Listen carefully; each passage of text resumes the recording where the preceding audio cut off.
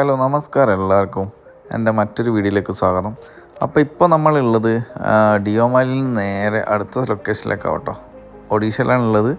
ഒഡീഷയിലെ അടുത്ത ഒരു കേവ് കാണാനാണ് പോകുന്നത്. അതാണ് ബാൽഡ കേവ്സ് എന്ന് പറഞ്ഞത് കേട്ടോ.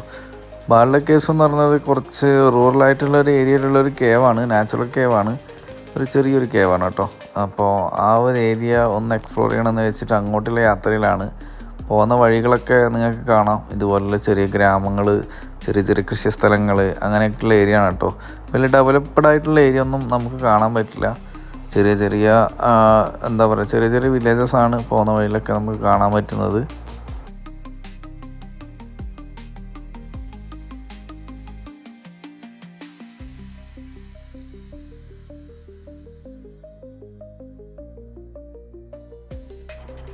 ഇതൊക്കെ നമ്മൾ പോകുന്ന വഴിയിൽ കാണുന്ന ചെറിയ വില്ലേജസ് കേട്ടോ.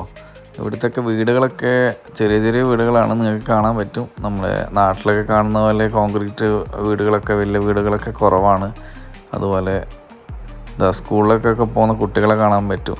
ഇവിടെ മെയിനായിട്ട് കൃഷി സ്ഥലങ്ങളാണ്, കുറേ തരിശുഭൂമി കാണാൻ പറ്റും. വലിയ ജനങ്ങളെ ഇതൊന്നും കാണാൻ പറ്റില്ല. അങ്ങനെ പോകുന്ന വഴിക്ക് നമ്മളൊരു നാഷണൽ ഹൈവേൻ്റെ പണി നടക്കുന്നൊരു സ്ഥലം കണ്ടു. അവിടെയാണ് ഒരു നല്ലൊരു റോഡ് കണ്ടത്. ബാക്കി എല്ലായിടത്തും ഇതുപോലെയുള്ള ചെറിയ ചെറിയ ചേരികളെ പോലെയുള്ള ചെറിയ ചെറിയ വീടുകളാണ് കേട്ടോ.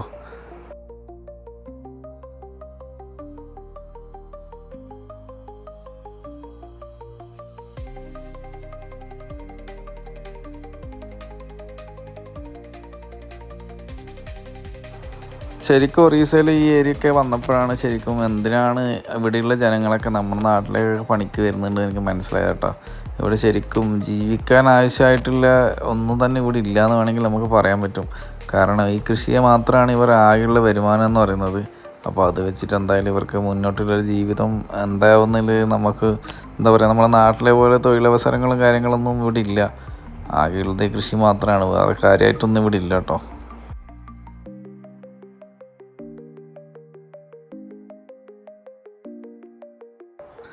ജനസംഖ്യകളൊക്കെ വളരെ കുറവാട്ടോ ഇവിടെ. ചില എന്താ പറയുക, ഓരോ ഏരിയയിൽ മാത്രമേ കുറച്ച് ആളുകളെ നമുക്ക് കാണാൻ പറ്റൂ. ബാക്കിയൊക്കെ ഇങ്ങനെ വെറുതെ കിടക്കുന്ന കുറേ സ്ഥലങ്ങളാണ്. നമുക്കിനി ബാൽഡ കേവിലേക്ക് 21 കിലോമീറ്ററാണ് ഉള്ളത്, ബാൽഡ കേവ്സ്. അപ്പോൾ അതും പിന്നെ വാട്ടർഫോൾ കാര്യങ്ങളൊക്കെ. ഇതിവിടുത്തെ ഒരു ചന്തയാണ് കേട്ടോ. ഇതിങ്ങനെ വീക്കിലി ഞായറാഴ്ച മാത്രം ഉണ്ടാകുന്ന ചന്തയാണ്. അപ്പോൾ ഇവിടങ്ങളിലെല്ലാം സാധാരണ അങ്ങനെയാണ്, വീക്കിലി ഒരു ദിവസം ചന്തയുണ്ടാവും. അന്ന് എല്ലാവരും അവിടേക്കുള്ള സാധനങ്ങൾ കാര്യങ്ങളൊക്കെ പർച്ചേസ് ചെയ്യും.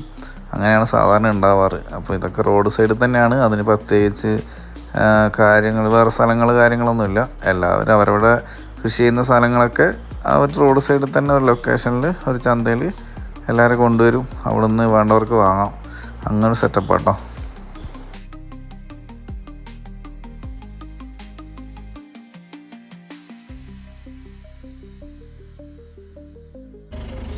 അങ്ങനെ നമ്മൾ ബാൽഡ കേവ്സിൻ്റെ എൻട്രി പോയിന്റിൽ കേട്ടോ. ഇവിടെ ഒരു ചെറിയൊരു ചെക്ക് പോസ്റ്റ് ഉണ്ട് ഫോറസ്റ്റിൻ്റെ.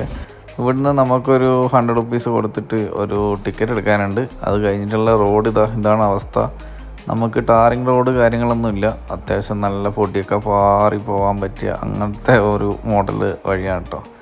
നമുക്ക് പിന്നെ നമ്മുടെ വണ്ടി അങ്ങനത്തെ റോഡ് അത് പുഷ്പം പോലെ കയറുന്നതുകൊണ്ട് നമുക്ക് വിഷയമില്ല. അങ്ങനെ എന്തായാലും നമ്മൾ ബാൽഡ കേവ്സിലേക്ക് കയറിക്കൊണ്ടിരിക്കുകയാണ്. ഇവിടുന്ന് അത്യാവശ്യം ഒരു 2 കിലോമീറ്ററോളം ഉള്ളിലേക്കാണ് ബാൽഡ കേവ്സ് ഉള്ളത്. ഫസ്റ്റ് നമുക്കൊരു കേവ് ഉണ്ട്. അത് കഴിഞ്ഞ് കുറച്ചുകൂടെ മുന്നിലേക്ക് പോയി കഴിഞ്ഞാൽ നമുക്കൊരു നല്ലൊരു ഏരിയ ഉണ്ട് കേട്ടോ, ഫോട്ടോഷൂട്ട് കാര്യങ്ങളൊക്കെ ചെയ്യാനുള്ളത്. എന്തായാലും അതിൻ്റെ കാഴ്ചകളിലേക്ക് പോവാം.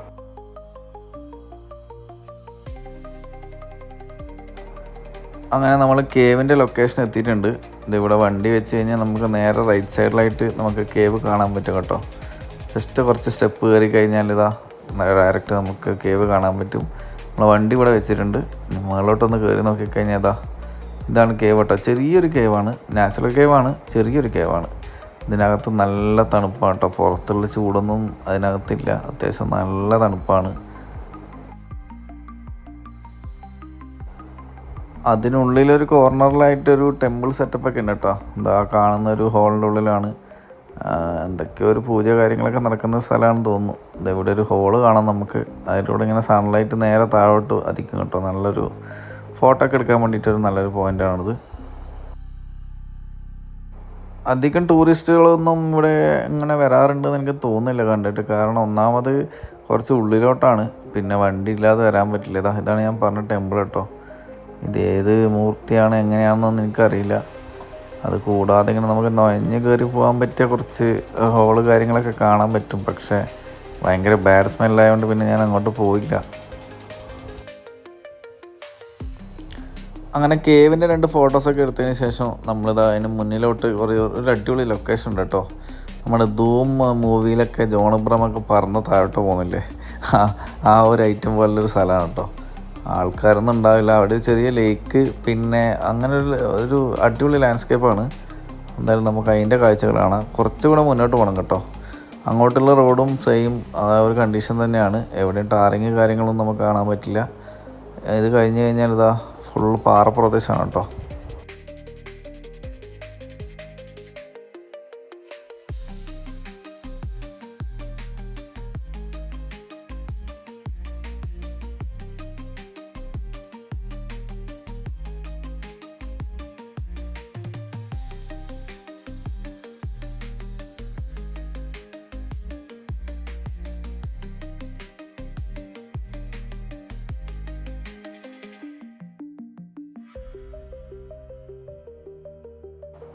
ശരിക്കും ഈ സ്ഥലത്തെ കൂടെ യാത്ര ചെയ്യുമ്പോൾ എനിക്ക് ശരിക്കും ഒരു രാജസ്ഥാനിൻ്റെ ഒരു ഫീലോ, ഒരു ഉംലിങ്ങിൽ പോകുന്ന സമയത്ത് നമ്മുടെ ഹാൻലെ സൈഡിലൊക്കെ ഇതുപോലെയാണ് നമുക്ക് കാണാൻ പറ്റുക. അതുപോലെ വളരെ ഒരു ഒറ്റപ്പെട്ട ഇങ്ങനെ കിടക്കുന്നൊരു സ്ഥലം പോലെ ഉണ്ട് കേട്ടോ. ഭയങ്കര രസമായിരുന്നു. ഭയങ്കര എന്താ പറയുക, അവിടെ പോകുന്ന വഴികളൊക്കെ അടിപൊളിയാണ്. ഇതുപോലെ ആൾക്കാരൊന്നും ഇല്ലാതെ വളരെ വിജനമായി കിടക്കുന്ന സ്ഥലമാണ് കേട്ടോ. ഇവിടെ ഒരു ലേക്ക് ഉണ്ട്. ആ ലേക്കിനടുത്തേക്കാണ് നമ്മൾ പോയിക്കൊണ്ടിരിക്കുന്നത്. ലേക്ക് ലക്ഷ്യമായിട്ട് പോയിക്കൊണ്ടിരിക്കുക. നമുക്ക് ദൂരെ കാണാൻ പറ്റും, അതാണ് ലേക്ക് കേട്ടോ.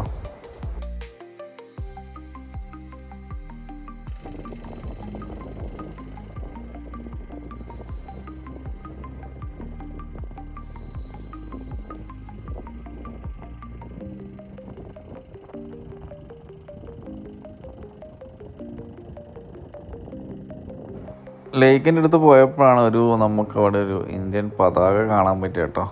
കുറച്ച് ദൂരത്തായിട്ട് അടിപൊളിയായിട്ടൊരു പതാക കണ്ടു. ഇതാണ് പതാക. ഞാൻ പതാകയുടെ താഴെ വരെ വണ്ടി കൊണ്ടുപോയി അവിടുന്ന് കുറച്ച് വീഡിയോസും കുറച്ച് ഫോട്ടോസൊക്കെ എടുത്തിട്ടോ.